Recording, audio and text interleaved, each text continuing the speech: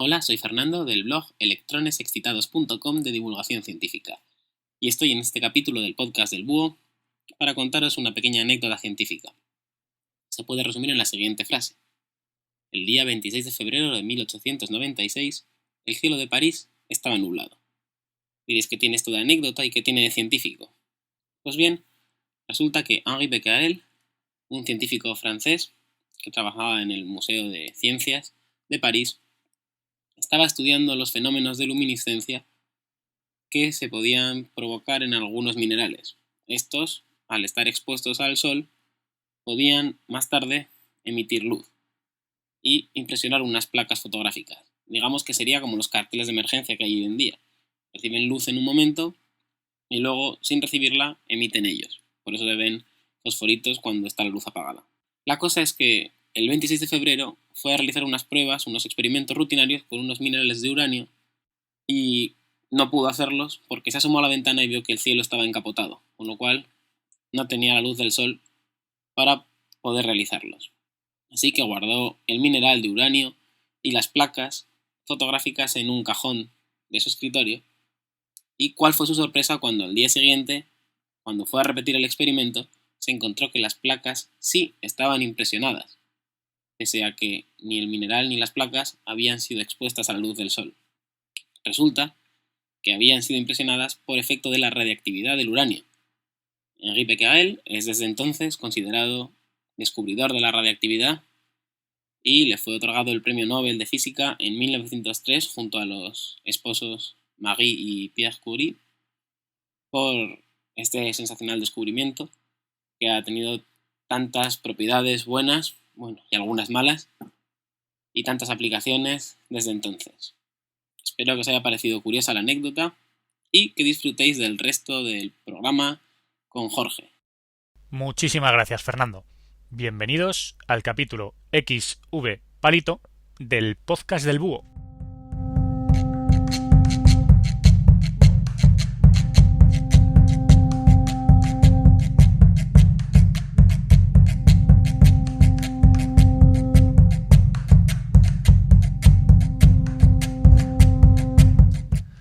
Las leyendas de los mayas quiché hablan de cómo los señores de Xibalbá se las gastaban con todos aquellos que los molestaban, hasta que llegaron dos grandes guerreros gemelos, Hunahpu e Ixbalanque, y los ajusticiaron definitivamente. Os voy a contar la historia de esta leyenda interesantísima del pueblo maya quiché y de cómo fue recopilada y difundida por el cristianismo.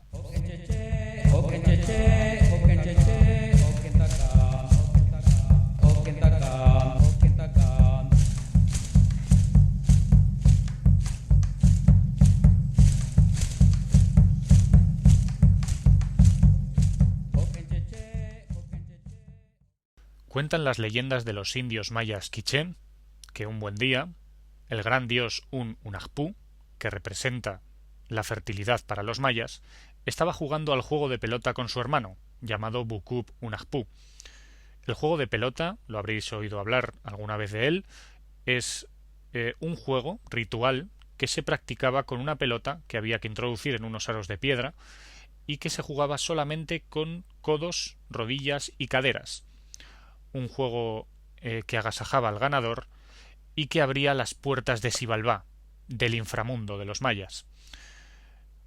Precisamente, mientras Hunahpu y Bukub Hunahpu jugaban al juego de pelota, en el inframundo, justo debajo de ellos, los señores de Xibalbá se molestaban, porque estaban haciendo muchísimo ruido.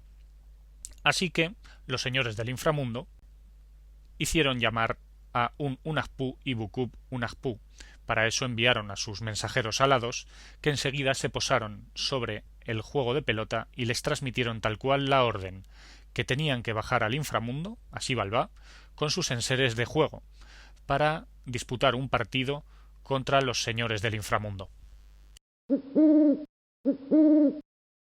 Los señores de Xibalbá, señores del inframundo, que son considerados los dioses de la muerte y de la enfermedad por los mayas, les tenían preparada una cruel venganza. Y es que cuando llegaron al inframundo les tendieron una emboscada y les acabaron torturando y descuartizando cruelmente. Sus restos, fueron esparcidos por todo Xibalbá, y especialmente la cabeza de Unagpú fue enterrada bajo tierra. Pero de esta cabeza surgió un brote de color blanco, que con el tiempo acabó germinando en un árbol, en un majestuoso árbol de color blanco, un árbol de jícaras, un fruto muy habitual en Guatemala y Nicaragua, pero con la peculiaridad de que en vez de jícaras daba un curioso fruto. Daba como fruto la propia cabeza del fallecido Unagpú. Los señores de Xibalbá prohibieron absolutamente acercarse a ese árbol a cualquier persona, porque temían que ese árbol pudiese tener algo peligroso contra ellos. Pasó el tiempo en el inframundo, y la prohibición de que el árbol de jícaras no podía ser visitado llegó a los oídos de una de las hijas de los señores del inframundo, llamada Ixquic. Ixquic, que sintió enorme curiosidad por saber por qué estaba vetado este árbol, dado que se decía que sus frutos eran deliciosos, pues lo visitó.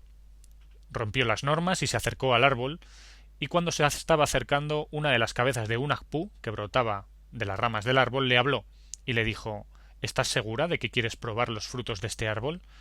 Ten en cuenta que está formado solo de huesos. Ixquic dijo que sí, que sentía enorme curiosidad. Ante lo cual, la cabeza de Unagpú que le había hablado le escupió en una mano. Y al escupirle en una mano, solo con esto, fue suficiente para fecundar, para fertilizar a Ixquic, dado que Unagpú era el dios de la fertilidad de los mayas.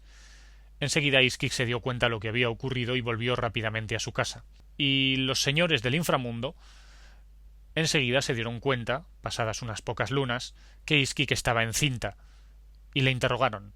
Le preguntaron quién había sido el hombre que había fornicado con ella.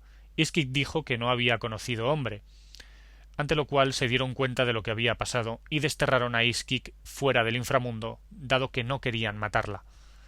Ixquic salió al exterior, salió a la superficie, fuera, lejos de Xibalbá, y se fue a refugiar con la familia del padre de sus hijos, con la familia de Unagpú, donde fue muy maltratada, ya que al fin y al cabo era hija de uno de los dioses que habían matado a Unagpú.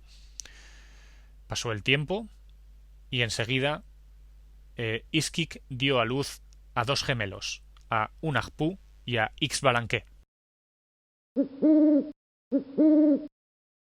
Unagpú e Ixbalanque, que son dos de los grandes nombres de la mitología maya, dos de los grandes héroes y guerreros de esta mitología, crecieron muy maltratados por la familia de su padre. Su padre había tenido más hijos anteriormente, hijos que eran muy duchos y muy diestros en la música, en el tallaje y en la confección de cuentas. Estos otros dioses, hijos de Unagpú, maltrataron mucho en su infancia a los dos gemelos, a Unagpú y a Ixbalanque, y se ve claramente que cuando se hicieron mayores se vengaron de ellos transformándolos en monos. En cualquier caso, pasado el tiempo y cuando se enteraron de la historia de la muerte de su padre, estos dos aguerridos gemelos, de gran fuerza y resistencia, decidieron vengarse de los señores del inframundo.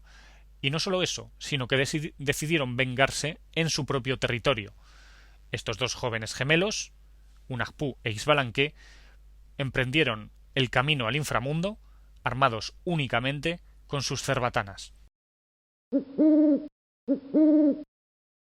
Cuando Unagpú e Ixbalanque bajaron a Xibalbá y acudieron a visitar a los señores del inframundo, estos les pusieron una serie de pruebas.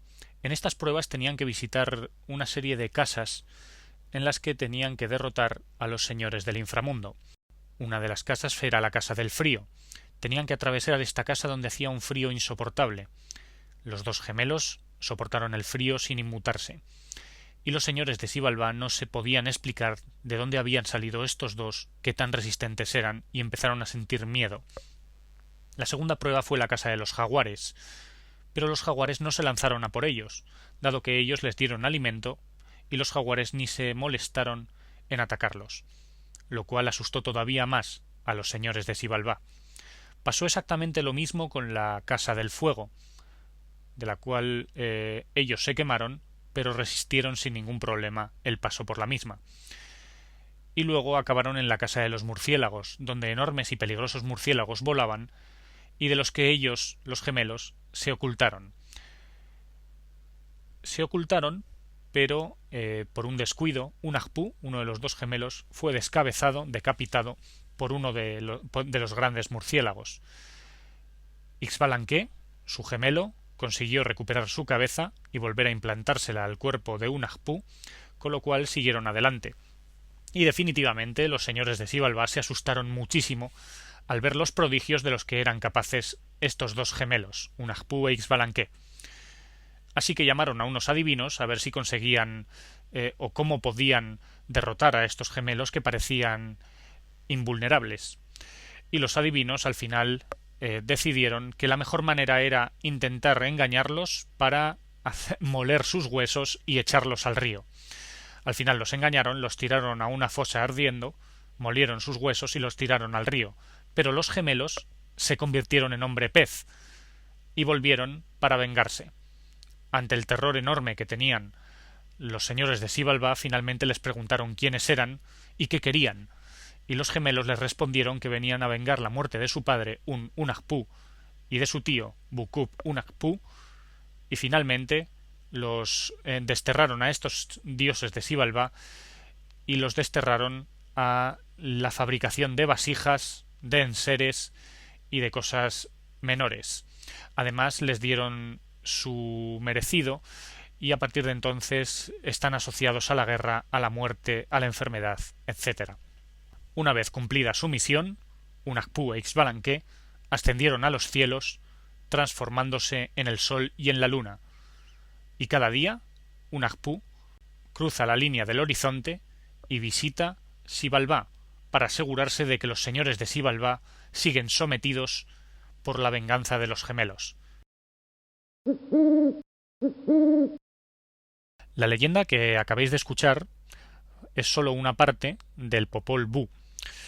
El Popol Vuh, que espero estar pronunciando bien, si no, decídmelo en los comentarios, es un libro que recopila todas las leyendas y la mitología de los indios mayas quiché, que es una etnia de los mayas, ya que los mayas eran una cultura muy amplia que amalgamaba diferentes pueblos. Es una etnia que se situaba en el sur de Centroamérica, en las actuales Nicaragua, Guatemala, Honduras. Esta etnia fue evangelizada muy pronto, en torno al siglo XVI, y de esta época datan las primeras noticias de estas leyendas, que fueron recopiladas por Fray Francisco Jiménez en el idioma español. Por lo tanto, el Popol Vuh ha sido puesto en entredicho constantemente en los últimos años, sobre todo a partir del siglo XIX, cuando estas leyendas se dan a conocer. ¿Y por qué pasa esto? Bueno, pues es lógico. ¿No habéis oído en la historia cosas que os sonaba demasiado a cristiano? ¿No habéis identificado a Xibalbá como el infierno? ¿No habéis identificado al árbol de Unagpú, ese árbol de jícaras, como el árbol prohibido del Antiguo Testamento, del Génesis? Pues sí, parece que el Popol Vuh fue bastante toquiteado por este tal Fray Francisco Jiménez. Parece que en su traducción se dejó muchísimas cosas en el tintero y luego barrió para casa en otras tantas. Esto es uno de los casos en los que el cristianismo ha llegado y ha, entre comillas, contaminado la cultura de una zona por el hecho de querer evangelizar. Pero bueno, esto en la historia de la humanidad ha estado siempre a la orden del día. Los romanos hicieron lo mismo, los griegos hicieron lo mismo, los egipcios hicieron lo mismo, porque al fin y al cabo una cultura se impone a otra, ya sea por las armas o ya sea por la propia pujanza de la propia cultura. Esto es lo que pasó con el cristianismo y con la evangelización. La única noticia que nos queda de toda esta serie de leyendas son las que nos quedan por la traducción de Fray Francisco Jiménez. El Popol Vuh fue transcrito por Fray Francisco Jiménez, pero lo hizo más o menos con cierta responsabilidad, hay que decirlo, porque lo hizo en 2 columnas. Fray Francisco Jiménez se ve que dominaba en parte la lengua quiché, parece que no la dominaba al 100%, no era muy ducho en esta lengua, pero hizo un esfuerzo de transcribir todas estas leyendas en alfabeto latino. Es como si alguien se os pone a hablar en chino y vosotros cogéis todo lo que os dice, pero escribiéndolo con vuestro alfabeto, con el alfabeto latino. Esto mismo es lo que hizo Fray Francisco Jiménez. Transcribió el Popol Vuh a oído y después lo transcribió al español. La primera edición de este manuscrito que se tiene de Fray Francisco Jiménez está escrita en 2 columnas, una en castellano y otra en quiché, pero con alfabeto latino. Por lo tanto, hay que pensar que se dejó muchísimas cosas por el camino a la hora de transcribir dicho texto. Por lo tanto, ¿os debéis creer la leyenda que os he contado? Mi respuesta es sí. Os la debéis creer y os la debéis tomar a pie juntillas, porque es lo único que nos queda de este gran naufragio que es la mitología maya. Perdonad si os sabe malo, porque la mitología maya al fin y al cabo nos ha llegado muy fragmentada por culpa sobre todo de la contaminación, de la evangelización y del desconocimiento de dicha mitología, dado que los mayas no tuvieron un método de transcripción que no fuera la piedra. La epigrafía de los templos es lo único que nos ha quedado para conservar las fuentes directas, los testimonios directos que dejaron los propios mayas. Por lo tanto, hay que tomar como buenas estas leyendas, aunque muchísimos estudiosos se han empeñado en decir que no son válidas, dado que la transcripción de Fray Francisco Jiménez no se puede tomar como buena. Bueno, ahí queda eso. Simplemente me he limitado a contaros esta historia por la que habéis votado por Facebook y por redes sociales, por Twitter también, y que os di a elegir esta semana, dado que no tenía muy claro de qué hablar. Espero haberlo hecho bien y que todos los que escuchan este podcast en Latinoamérica hayan tomado por bueno este podcast. Espero vuestras críticas y espero vuestras sugerencias sobre cómo mejorar o cómo aprender esta cultura que muy lejos nos queda a los europeos y de la que todavía tenemos mucho que aprender.